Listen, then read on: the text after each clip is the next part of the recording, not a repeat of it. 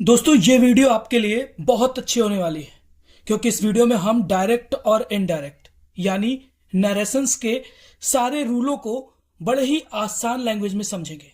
फिर चाहे आप किसी भी क्लास में पढ़ते हो, 8th 9th 10th, बिल्कुल मैं आपको बेसिक से पढ़ाऊंगा स्टार्टिंग से। तो वीडियो को पूरा देखिएगा और वीडियो पसंद आए तो वीडियो को एक लाइक जरूर दीजिएगा। ठीक, आइए हम शुरू करते हैं डायरेक्ट और इनडायरेक्ट। इस वीडियो में हम केवल असर्टिव सेंटेंस को इनडायरेक्ट में बनाना सीखेंगे। तो इनडायरेक्ट में बनाने से पहले आपको कुछ चीजें याद करनी होंगी, ठीक है, जो बहुत इंपॉर्टेंट है और आपको उनको याद करना ही करना है। जैसे चेंज इन टेंसेस, ठीक है, यहां पर टेंसेस का बदलाव होगा। अगर आपका डायरेक्ट स्पीच का सेंटेंस प्रेजेंट इंडेफिनिट टेंस में है तो जब इनडायरेक्ट बनाएंगे तो उनको पास्ट इंडेफिनिट टेंस में बदल देंगे। अगर प्रेजेंट कॉन्टिन्यूअस टेंस में है डायरेक्ट स्पीच का सेंटेंस तो उसे पास्ट कॉन्टिन्यूअस टेंस में बनाएंगे। ठीक इसी तरह अगर प्रेजेंट परफेक्ट टेंस में है तो सीधा जंप करके प्रेजेंट परफेक्ट से कहां पहुंच जाएंगे, पास्ट परफेक्ट पे। ठीक, और इसके बाद प्रेजेंट परफेक्ट कॉन्टिन्यूअस टेंस आता है जिसका इनडायरेक्ट स्पीच नहीं बनता। फिर चाहे वो पास्ट परफेक्ट कॉन्टिन्यूअस हो, फ्यूचर परफेक्ट कॉन्टिन्यूअस हो या फिर हो प्रेजेंट परफेक्ट कॉन्टिन्यूअस, तीनों का इनडायरेक्ट स्पीच में चेंज नहीं होता। ठीक, नेक्स्ट आता है आपका पास्ट इंडेफिनिट टेंस। ठीक, जब इसमें डायरेक्ट स्पीच का सेंटेंस दिया हो तो उसको इनडायरेक्ट में हम क्या बनाते हैं, पास्ट परफेक्ट में चेंज कर देते हैं।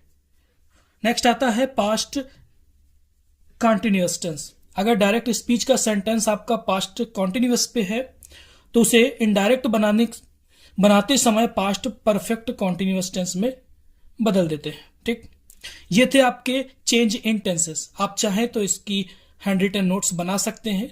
ठीक, आगे देखिए कुछ चीजें और हैं जो आपको लर्न करनी होंगी, वो है आपकी प्रोनाउंस। ठीक है, ये देखिए आपके सामने मैंने एक टेबल बना रखी है प्रोनाउंस की, तो इस पे ध्यान दीजिए। Table, first person, subject, possessive और ऑब्जेक्ट, ये बहुत ज्यादा इंपॉर्टेंट है, बहुत काम आएंगे, तो ध्यान से देखिएगा इनको।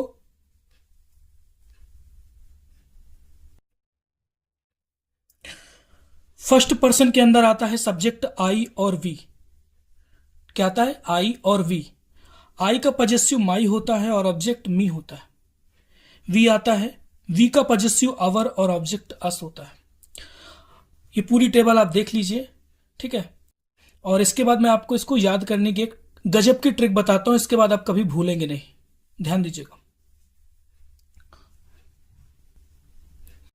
ऐसे समझिए, मान लीजिए हम दो लोग बैठ करके बातें कर रहे हैं, मैं हूं और कोई सामने एक व्यक्ति बात कर रहा है मुझसे। ठीक है, दो लोग बैठे, तो जब हम दूसरों से बात करते हैं तो हम सबसे पहले प्राथमिकता अपने आप को देते हैं। किसको देते हैं, अपने आप को, खुद को।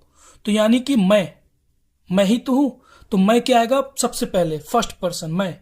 ठीक, अब कोई व्यक्ति आया तीसरा और हमसे कहता है कि तुम लोग क्या कर रहे हो, तो हम लोग जवाब क्या देंगे, हम लगा करके देते हैं ना कि हम लोग पढ़ रहे हैं या हम लोग बैठे हैं। तो हमने क्या लगाया, हम की मीनिंग क्या होती, वी। तो यहां पर क्या हुआ, आई और वी आपका फर्स्ट पर्सन हो गया। ठीक, अगर हम अपने आप को मैं कह रहे हैं, मैं अपने आप को मैं कहता हूं, तो सामने वाले को क्या बोलते हैं, तुम लगा के बात करते हो। तो पहले आपने रखा आई यानी फर्स्ट पर्सन, फिर तुमको रखा तुम यानी आप, तो वो हो गया आपका सेकंड पर्सन। ठीक है, इतना समझ में आया। इसके बाद थर्ड पर्सन, थर्ड पर्सन को तो याद करने की जरूरत नहीं है। इसके अलावा ही से बना सी, एट, दे, एक सीरियल से बन जाता ना, ही सी एट दे, तो ये आपका थर्ड पर्सन प्रोनाउन है। ठीक, इसके बाद एक चीज और हम सबसे ज्यादा इंपॉर्टेंट है डायरेक्ट स्पीच में, वो है आपकी एक सेकेंड, ये स्पेशल चेंजेस आपके। ठीक है, ध्यान दीजिएगा, स्पेशल चेंजेस। अगर डायरेक्ट स्पीच में कहीं पर ये वर्ड आ जाए कम, तो उसको इनडायरेक्ट में गो में चेंज कर देते हैं। हियर आ जाए तो देयर में चेंज करते हैं, दिस को दैट में, दिस को दोज में, नाउ को देन, एगो को बिफोर, विल को वुड, शैल को शुड, कैन को कुड, मस्ट को मस्ट, ऑट को ऑट, टुडे को दैट डे और यस्टरडे को प्रीवियस डे, और इसके बाद आता है टुमारो को द नेक्स्ट डे। ठीक है, ये नॉर्मल है, ये अपोजिट वर्ड्स होते हैं, ज्यादातर अपोजिट में यूज हो जाते हैं, जैसे दिस का दैट, काफी कुछ तो ऐसे इजीली आपको याद हो जाएंगे। ये तो थे बिल्कुल बेसिक चीजें जो आपको लर्न करनी है। अब इसके बाद मैं इनको चेंज करने के रूल्स बताऊंगा, वो भी बहुत आसान तरीके से, बस आप वीडियो को बिना स्किप किए देखते जाइएगा, ठीक है। देखिए आपके सामने एक एग्जाम्पल दे रखा मैंने, छोटा सा, समझिएगा। छोटा सा एग्जाम्पल है, एक सेकेंड, कैमरा को, लिखा है he said to me, comma, inverted comma started, you are a good boy. इस पूरे डायरेक्ट स्पीच के सेंटेंस में दो पार्ट्स होते हैं।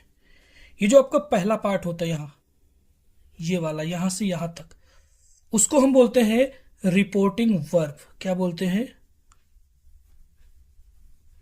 रिपोर्टिंग वर्ब, ठीक है। और जो दूसरा सेंटेंस यहां से ये पूरा ये होता है आपको, इसको हम बोलते हैं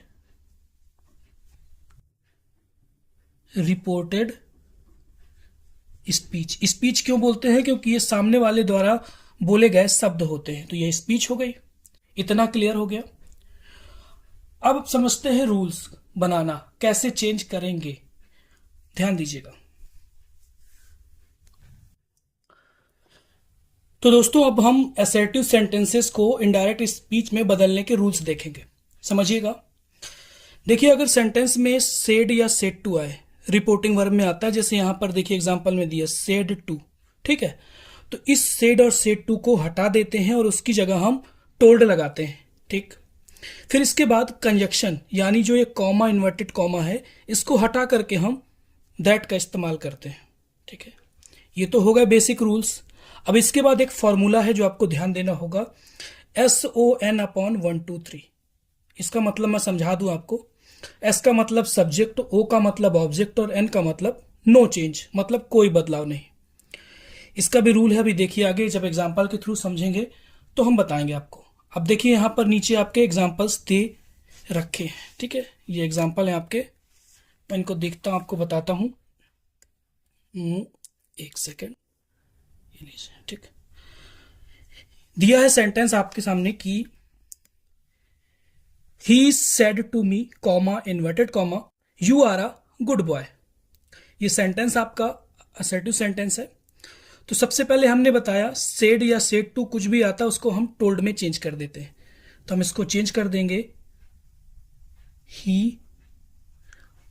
told, फिर आएगा me, ठीक है। कंजक्शन की जगह हम डेट लगा देंगे, डेट हो गया। अब देखिएगा, अब यहां पे खेल चालू होता है। प्रोनाउंस को हम चेंज करते हैं। क्या करते हैं? ये जो प्रोनाउंस है जो पढ़ा था हमने पीछे, आई, वी, यू, दे, ही, से, इट, ये सब चेंज होते हैं, ठीक है। तो कैसे चेंज करेंगे? देखिए, यू आपका कौन सा पर्सन है?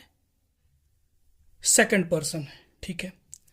और किस जगह पे लगा है? इस सेंटेंस में ये सब्जेक्ट की जगह पे लगा है, ठीक है। इतना ध्यान दिया। तो ये जो आपका सेकंड पर्सन है, यहां देखिए सेकंड कहां लिखा है? ये सेकंड के पास क्या लिखा? ऊपर ऑब्जेक्ट। अब समझिएगा, अब ये जो ऊपर वाला जो लिखा हुआ है ये सब इसके लिए है। तो इस सेंटेंस में ऑब्जेक्ट कहां पर है? ये तो सब्जेक्ट है, सेड टू आपकी वर्ब है, मी ये ऑब्जेक्ट है। यानी कि ये जो सेकंड पर्सन का प्रोनाउन लिखा है उसको इसके ऑब्जेक्ट के अकॉर्डिंग चेंज करेंगे, ऑब्जेक्ट के अनुसार। तो मी है। अब मी आप ये बताइए, मी तो ऑब्जेक्ट है आई का, और यू कहां लगा है? सब्जेक्ट की जगह पे। तो जब मी को इधर लाएंगे तो मी का सब्जेक्ट क्या बनेगा? आई बनेगा, ठीक है। क्योंकि आई सब्जेक्ट की जगह पे रिप्लेस हो रहा है, आई लगा देंगे। समझ में आया? फिर इसके बाद ये टेंस पहचानिए, आर लगा है, यानी ये कोई टेंस नहीं है पर ये वर्ब टू बी यूज है इसमें आर। तो ये क्या बनेगा? आई के साथ वॉज लगता है, पास्ट कंटिन्यू, आई वॉज आ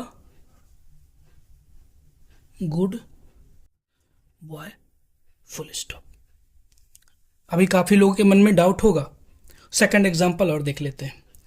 दूसरा एग्जांपल है they said to us, comma, inverted comma, we taught you English yesterday, ठीक। ये सेंटेंस असर्टिव सेंटेंस है।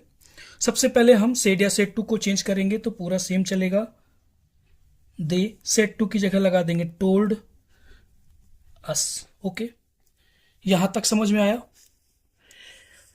फिर इसके बाद हम कंजक्शन की जगह दैट लगा देंगे। ठीक, दैट लग गया।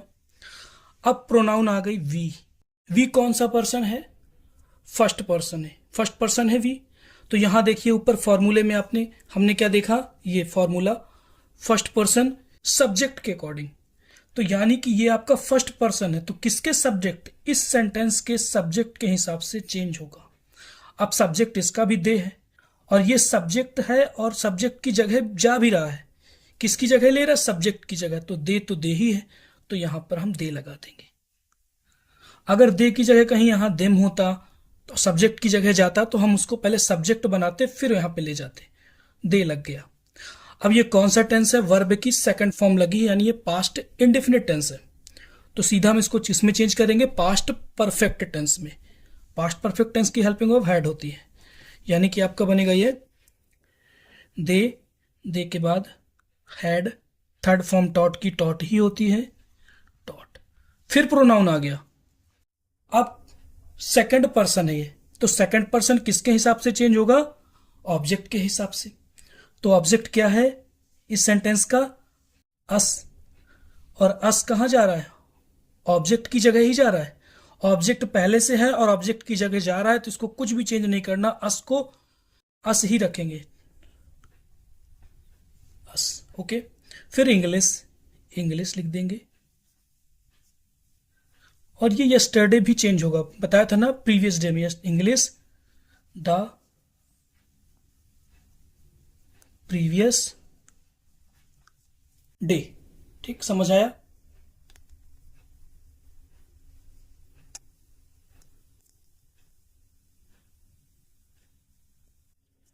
एक एग्जांपल और देखिए, बहुत इजी एग्जांपल है, बहुत अच्छा एग्जांपल है, समझिएगा इसको। देखिए दिया है,